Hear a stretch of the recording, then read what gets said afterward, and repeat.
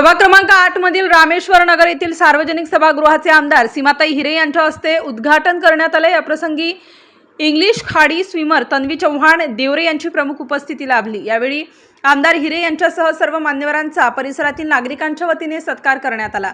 विशेष म्हणजे सातपूर मनपा माजी सदस्य दशरथ लोखंडे यांनी वेळोवेळी या कामाचा पाठपुरावा आमदार सीमाताई हिरे यांच्याकडे केल्यानंतर सर्व नागरिक लोखंडे यांचे अभिनंदन करीत आहेत। यावेळी रोहिणी नायडू, माजी नगरसेविका उषाताई बेंडकुळे, भीमराव कडलक, महेश हिरे, मंडल अध्यक्ष नारायण जाधव, रश्मी हिरे, सातपूर मनपा माजी सदस्य दशरथ लोखंडे, अशोक जाधव, सागर वैष्णव, विकी पाटील, कॉन्ट्रॅक्टर अतुल लांडगे, प्रवीण पाटील, माणिक गायकर, अनिल भालेराव, महेंद्र शिंदे, दादा आरोटे, बाळासाहेब जाधव, कैलास जाधव, हिरामण बेंडकुळे, शरद बेंडकुळे, प्रकाश पाटील, गिरीश चंद्रात्रे, वैभव जोशी, रणजित राजपूत, श्याम भोसले, जयवंत बोरसे, महेंद्र वारे यांच्यासह परिसरातील नागरिक तसेच सातपूरचे सर्व पदाधिकारी उपस्थित होते। सर्व परिसरातील नागरिक तसेच मान्यवरांनी आपले मनोगत व्यक्त केल्यानंतर प्रवीण पाटील यांनी सर्वांप्रती आभार व्यक्त केले। त्याला पूर्ण सहकार्य केलं आणि छत मिळालं आणि असंच थोड्या पाण्याच्या पाणी घेऊन नंतर जे आहे थँक्यू आणि पुन्हा एका ताईंचे आभार म्हणून माझे 2 शब्द संपतो। ग्राउंड बघितलं की तिथे गार्डनची व्यवस्था असणं गरजेचं आहे आणि मला सांगायला आवडेल की हा सुशिक्षित वर्ग आहे आणि हा नेहमी भारतीय जनता पार्टीच्या मागेच उभा असतो, त्यामुळे मत नक्कीच मिळालेलं आहे आणि त्या सर्वांचा विचार करून ताई आपल्याला नेहमीच इथे सहकार्य करते। बोलण्यासारख्या बऱ्याच गोष्टी आहेत किंवा त्यांना सामाजिक प्रश्न आहे, सामाजिक प्रश्नासाठी समाजाचे प्रत्येक घटकाने, प्रत्येक उमेदवार, प्रत्येक नागरिकाने याच्यात लक्ष दिलं पाहिजे। ताई तुमच्या कामाची दखल घेण्यात एक अजून सांगतो की उद्घाटन होण्याच्या अगोदरच ह्या कार्याचा उपभोग घेण्यात आला की सविता ताई गायकवाड यांच्या मार्गदर्शनाखाली त्यांच्या काही महिला मंडळ आहेत त्यांनी योगा क्लास सुरू केला। ही आपली जबाबदारी आहे। फक्त योगा नाही तर आपण बरेच सारे ऍक्टिव्हिटीज प्लॅन करतो आणि जेवढी जनरेशन आहे तेवढी जास्त बेनिफिट आहे। आणि दुसरी गोष्ट म्हणजे स्वच्छता आपण आपल्याकडूनच स्टार्ट करू। आपण झाडं तोडायचा विचार करतोय की मोर अडचण होते वगैरे, पण आपण एक झाड तोडलं तर आपण 10 झाडं लावायला पाहिजे हे आपणच आपल्यामध्ये प्लॅन करायला पाहिजे। आणि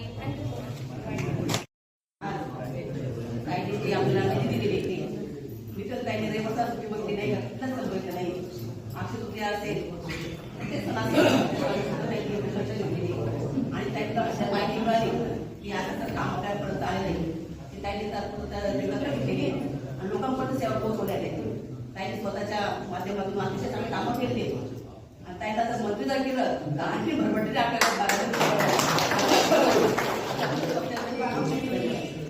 त्यानंतर बघत होतो का प्रत्येक जण नगरसेवक आपल्याला प्रभागासाठी काही ना काही विषय मांडताय, काही विषय मांडताय, काहीतरी मागताय।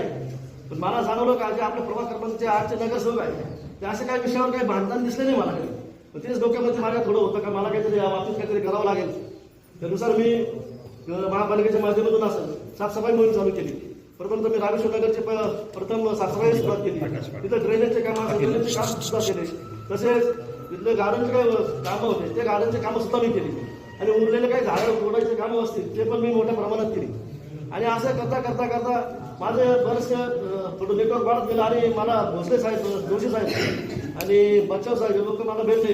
तसे भाऊ आपल्याला असा विषय आहे तो मार्गी लागला तर बरं होत जाईल, तुम्ही शब्द देत नाही पण मी तुमचा शब्द नक्की टाकतो। आणि मी त्यावेळेस महेश भाऊंना मी इथं बोलून घेतलं। त्यावेळेस जे आपले सर्व लोक जमले होते तसे आजपासून जमलेले आहेत, त्यांच्याबरोबर मिटिंग झाली आणि महेश भाऊंना सांगितलं की महेश भाऊ अशा लोकांच्या अडचणी आहेत, त्या अडचणी आपल्याला दूर कराव्या लागतील। मुख्यतः पहिली त्यांची अडचण अशी आहे की त्यांना एक सभागृह पाहिजे। तर महेश भाऊनी त्या दिवशी मला सांगितलं दशरथ भाऊ तू काय टेन्शन घेऊ नको, तुझं काम झालंय असं समज आणि आज खरं हे आपल्यासाठी उभं राहिले। आनंद होतो या गोष्टी आणि दमदार आमदार सीमाताई आहेत त्या अनेक कामं प्रभाग 8 मध्ये त्यांनी केले आहेत। तसे 900 गणपतीमध्ये 2 उभारायचं काम केलेलं असेल, तसे 8 मध्ये जॉगिंग ट्रॅकचं काम असेल, नंतर जलालपूर आणि एक धबधबा सुमेश्वर धबधबा एक विषय होता, तिथं लोकांना येण्या जाण्याची सोय नव्हती, तिथं त्यांनी मोठं सोय केली। असे अनेक उपक्रम त्यांच्या असं झालेले। ज्यावेळेस मी घरातून बाहेर येतो पाय टाकतो तर बोर्ड लागला असतो आज असे काही मोठे कामं आपल्यासाठी केलेले आहेत। नारायण बापू जाधव, सदस्य कार्य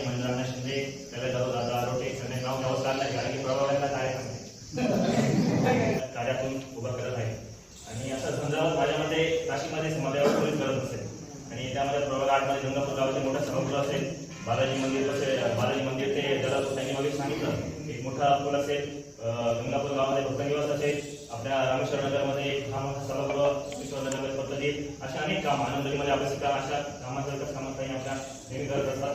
ताई आमच्या सगळ्या लोकांच्या वतीने तुमचे आभार मानतो आणि जे आमच्या नागरिकांनी सूचना केल्या त्या मागे लावणारच, कारण की विकास कामांची घाई म्हणजे आपल्या सीमाती. ताईंना परत एकदा धन्यवाद. धन्यवाद. मार्गदर्शक किंवा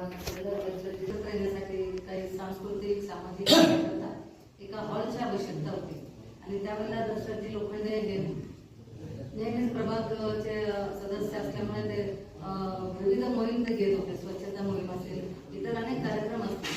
ते या परिसरात आले त्यावेळेला त्यांना समजलं की आपल्या या जागेकरता सामाजिक सभागृहाची नितांत आवश्यकता आहे आणि त्या दृष्टीने त्यांनी काही कागदपत्र असतील, आपल्या इथले सगळ्यांच्या सह्या असतील, निवेदन असतील, हे तयार केलं आणि आपल्यापर्यंत पोहोचवलं.